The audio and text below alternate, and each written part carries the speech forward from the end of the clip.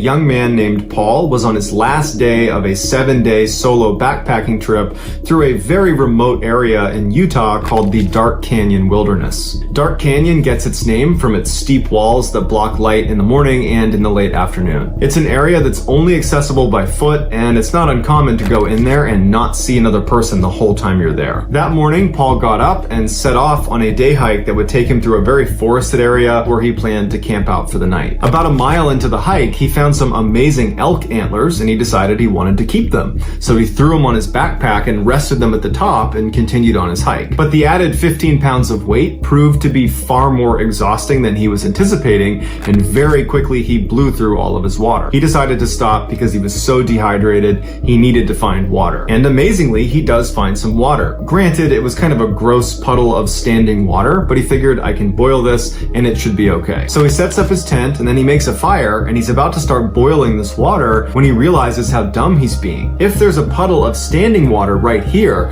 then probably just a little ways upstream there's going to be some running water. So he puts the pot down and he leaves all of his gear at the campsite and he begins walking up this mountain to hopefully find a stream. And after about a half mile of walking up this mountain, he finds this little spring. Immediately he's down on hands and knees drinking as much water as he possibly can because he's super dehydrated.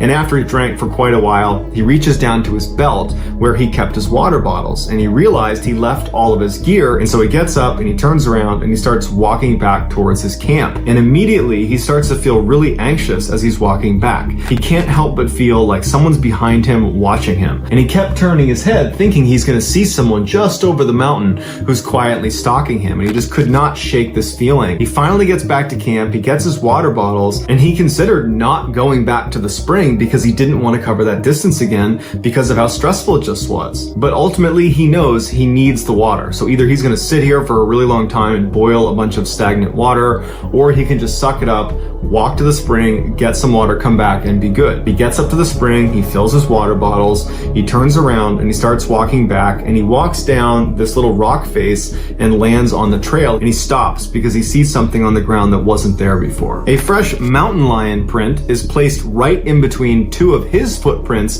that he had just made on his way back to the spring, meaning there's a mountain lion somewhere right around here that's not just watching me, it's hunting me. So he runs to his campsite and huddles in his tent for the rest of the night, hoping a mountain lion doesn't attack him. And fortunately, it does not. And what he thinks probably happened was when he picked up those elk antlers and put them on his backpack and was walking around with them, he probably attracted the mountain lion that thought he was an elk and therefore food.